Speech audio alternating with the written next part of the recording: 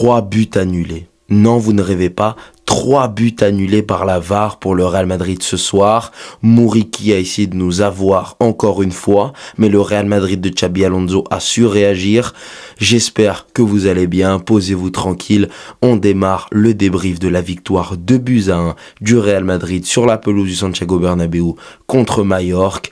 2-1, c'est seulement le score de ce soir. Buteur Arda Güler et Mbappé. Non. Pas d'Mbappé puisque la VAR lui en a privé. On verra tout ça posément et évidemment, comme vous l'avez vu sur la miniature, nous allons parler du retour de Bailavini, du retour du roi, du retour de Vinicius Senior, Vinicius Senior. Bref, Vinicius a été exceptionnel, le Real Madrid a gagné et est leader de Liga à l'heure actuelle où je vous parle. 9 points sur 9, 3 victoires sur 3, Xabi Alonso démarre bien, mais j'ai quand même des choses à dire, donc on va voir tout ça. On commence tout d'abord par le 11 de départ, donc vous le voyez, Thibaut Courtois dans les cages, Carreras, Hulsen, Militao, Trent, c'est la même défense que le Real Madrid avait alignée lors du premier match contre Oviedo, il me semble. Côté milieu de terrain, c'est également le même que sur les 2 derniers matchs. Güler, Tchouaméni, Valverde. Côté attaque, on a la même attaque que sur le 2e match, sauf que Vinicius a changé avec Rodrigo. Cette fois-ci, c'est Vinicius qui est titulaire. Mastantuono l'est également et Mbappé est toujours au poste de numéro 9. Donc voilà pour la compo. Une compo que nous analyserons après, évidemment, durant les notes du match. On commence donc ce match pour la 3e journée de la Liga par un Real Madrid très offensif. Voilà, je vous ai mis un peu des slides, j'essaye de varier un peu mes débriefs. Là, dites-moi ce que vous en pensez dans les commentaires. J'ai essayé de mettre des actions pour vous parler un peu mieux. Je trouve ça plus simple pour vous parler tactique et pour vous mettre en situation directement avec ce dont je parle. Donc, dès la 3e minute, sur les 10 premières, on a vu beaucoup d'attaques. C'était un match très animé, un début de match très intéressant. On a vu beaucoup de pressing de la part des 2 équipes et là en l'occurrence on voit un pressing du Real Madrid, bon un pressing pas payant sur cette action précisément, mais en tout cas un pressing intenté par Kylian Mbappé, par Tchouaméni, par Vinicius comme on peut le voir, avec un Mastantuono un peu en retrait, un Arda Güler, et on voit Trent, un Valverde qui était beaucoup plus bas. Quand Tchouaméni monte, Valverde vient se caler sur la ligne défensive.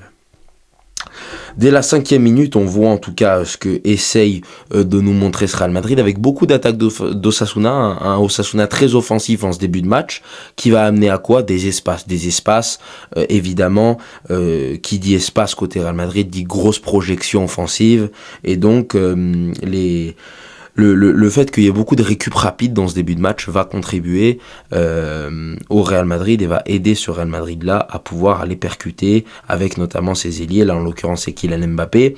Et là, déjà, on commence à remarquer quelque chose, c'est qu'il n'y a pas de neuf dans cette équipe. Voilà. Kylian Mbappé, encore une fois, vient percuter côté gauche. Là, ça manque d'un appui, ça manque d'un pivot, ça manque de quelqu'un qui peut faire la relation justement entre les ailiers. Et j'ai trouvé que Mbappé a été très bon dans ce registre de jeu, c'est-à-dire décrocher, aller chercher des ballons à la source, demander tout ça. Maintenant, sur les phases comme ça, on remarque qu'un vieux bourrin, entre guillemets, ferait du bien au Real Madrid. Je pense notamment à Rossellou ou à un Muriqi, par exemple. En tout cas, sur ce genre de match contre des blocs bas. Et Mbappé donc va ouvrir le score dès la 6e minute. 6e minute sur une excellente passe de Alexander Arnold, je vous la montre tout de suite. Alexander Arnold donc à la balle comme vous voyez directement dans son camp, et Kylian Mbappé va donc faire l'appel un chouïa trop tard, ce qui va faire qu'il sera hors jeu, mais en tout cas la finition était magnifique.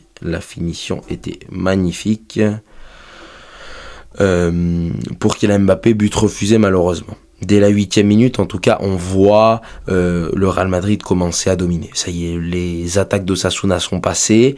On voit le Real Madrid s'installer plus profondément dans la surface adverse. Et donc, Majorque commence à être un peu acculé. Mais, Majorque va avoir des occasions. Et Majorque va essayer de concrétiser ces occasions. Ça, c'est l'action qui va mener au corner. Au corner qui va mener donc à un but. Perte de balle très haute du Real Madrid. Déviation de Muriqi. Muriqi, un joueur qu'on connaît très bien au Real Madrid, puisqu'il a marqué ses 4 dernières années contre le Real Madrid, en 2022, 2023, 2024 et maintenant 2025. Voilà, Muriqi, sa grosse tête, on la connaît. Et je peux vous dire qu'on en a marre. En tout cas que j'en ai marre, moi, personnellement. Donc voilà, corner. Corner, Muriqi est au départ de l'action. Muriqi donc est à la fin de l'action. C'est d'ailleurs lui qui provoque le corner. En tout cas, c'est Militao qui empêche Muriqi d'avoir la balle, qui va provoquer ce corner. Un espèce de cafouillage dans la surface. Là, on peut voir Muriqi qui va marquer un peu de l'épaule. On ne sait pas vraiment si c'est de la tête, c'est de l'épaule. Un but de renard, un but de raccro. Bref, un but à la Muriqi.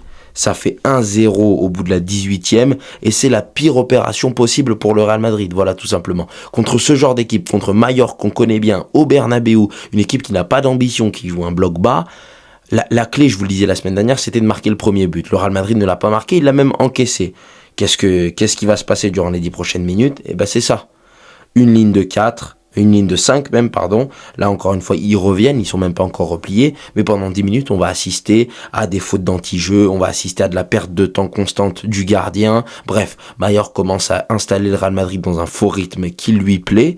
Un faux rythme qui va être accentué par la pause fraîcheur. Le Real Madrid n'est plus du tout dans le match. Là, on sent, et là, à ce moment-là, moi, je me dis quoi ? Je me dis que le match est terminé, même si j'ai noté une petite remarque, c'était très intéressant de voir ce Real réagir après avoir encaissé, puisque c'est le premier but qu'on encaisse de la saison, et je voulais voir comment ce Real Madrid Xabi Alonso, ce Real Madrid 2025-2026, allait pouvoir réagir justement à l'encaissement du premier but, puis comment faire pour être plus créatif, pour trouver les solutions pour marquer. Real Madrid ne va pas le trouver dans un premier temps, on va tenter beaucoup de frappes de loin, ça va venir sur une combinaison sur un corner. Non, vous ne rêvez pas, le Real Madrid a fait une combinaison sur un corner.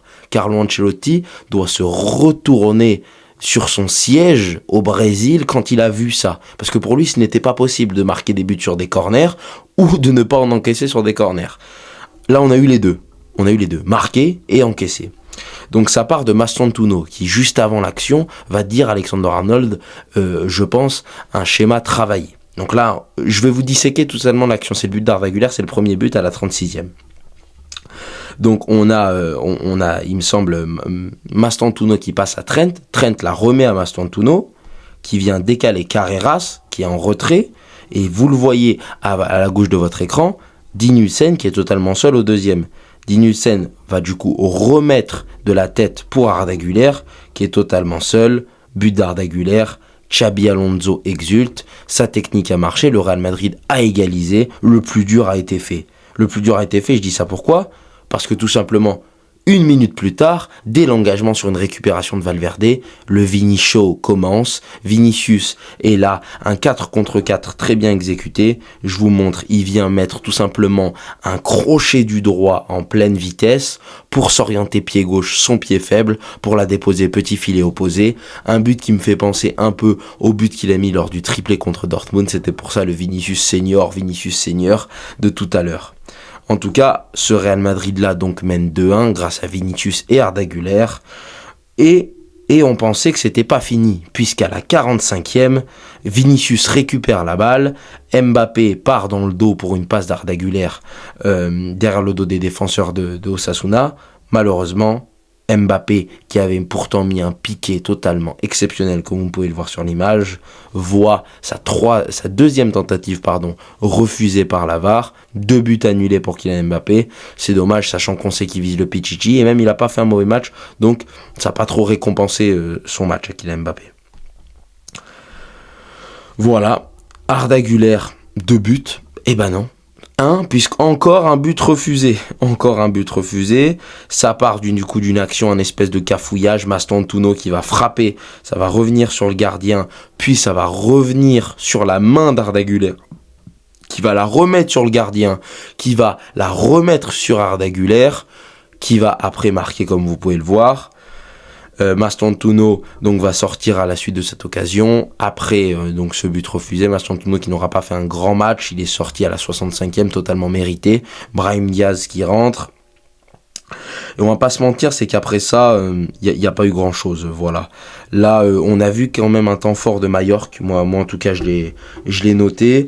Après donc le 2-1 et ce but annulé d'Arda Güler, on a eu le festival Sergi Darder, voilà, qu'on se le dise, Sergi Darder, Pablo Torre, ça a été les deux métronomes maestros de cette équipe. C'est Mouriki qui a marqué, mais c'est vraiment Darder qui s'est montré dans son plus beau jour ce soir. Sergi Darder a été totalement exceptionnel, moi je vous le dis. Pendant 10 minutes, on a assisté au festival Darder, c'était magnifique. Il y a le feu dans la défense du Real Madrid à la 65e, et à ce moment-là, on a un Dinutsen qui est obligé de prendre jaune pour une faute d'anti-jeu parce que Mallorca était redevenu offensif, ce qui n'a pas duré longtemps. Il y a d'ailleurs Carreras qui a sauvé une action sur la ligne sur une frappe de Sergi Darder, il me semble. Un très beau retourné acrobatique. Puis après ça, on va pas se mentir, les 10 minutes sont passées, de la 60e à la 70e, Mallorca a poussé, Mallorca n'a pas réussi, l'effectif commence à être fatigué, les premiers changements, c'est pas forcément un effectif énorme qu'ils ont Mallorca, donc les changements vont baisser la qualité technique de l'équipe. Puis en plus, quand t'as Xabi Alonso qui sort Carvajal, Rodrigo, Dani Ceballos qui au final n'a pas fait sa dernière danse. Il a refusé l'Olympique de Marseille, il est donc resté, il a donc joué. Voilà, c'est à peu près tout la fin de match, il n'y a rien à redire, hein. C'était un peu mort. Mallorca a fait rentrer des centraux alors qu'il perdait 2-1. Omar Da Fonseca là s'est dit, bon, voilà, ce genre d'équipe, on s'attend rarement à du football.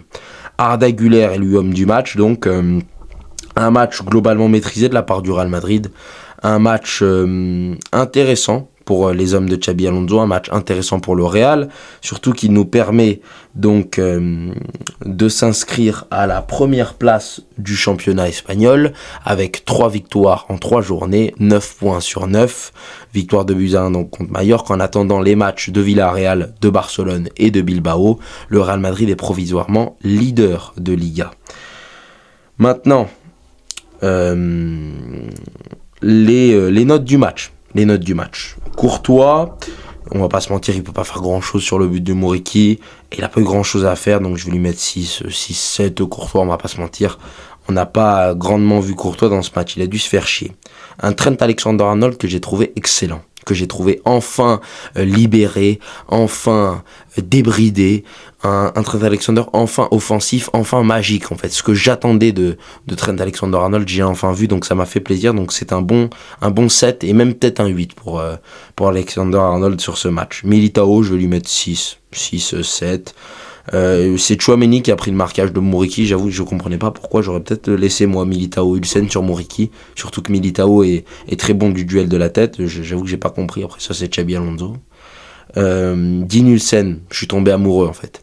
Le mec joue comme un regista, il est hyper offensif, beaucoup plus offensif que Tchouaméni et Valverde. Il vient s'intégrer dans cet effectif du Real Madrid si rapidement. Il devient un patron de la défense, une sérénité défensive, un leadership, une aisance technique. Franchement, c'est un régal. Je lui mets 8 parce que je crois que je suis tombé amoureux de Dean Ulsen. Voilà, je vous le dis clairement. Carreras, très bon match. Carreras, peut-être son meilleur match au Real Madrid. J'ai beaucoup aimé. Il m'a fait oublier Ferland Mendy, il m'a fait oublier Fran Garcia. Ces dédoublements sur Vinicius, ça permet enfin que Vinicius soit beaucoup plus libre et beaucoup moins de défenseurs sur lui. Beaucoup moins de prise à deux, donc, puisqu'il y a le dédoublement de Carreras qui va monopoliser un central ou en tout cas un joueur de Mallorca. Et donc, oui, Carreras, très bon match. 7. Moi, je lui ai mis. Valverde. Moi, vous savez que j'ai toujours du mal avec Tchouaméni et Valverde. J'ai toujours du mal de ce double pivot. Je le trouve un peu trop défensif dans les matchs contre ces blocs bas-là. Mais Valverde a fait globalement un bon match. Donc, on va lui mettre 6.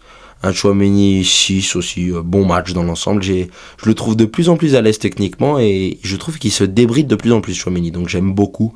Moi qui étais un grand détracteur de Tchouaméni la saison dernière et la saison d'avant. Depuis qu'il arrive au Real Madrid, en fait.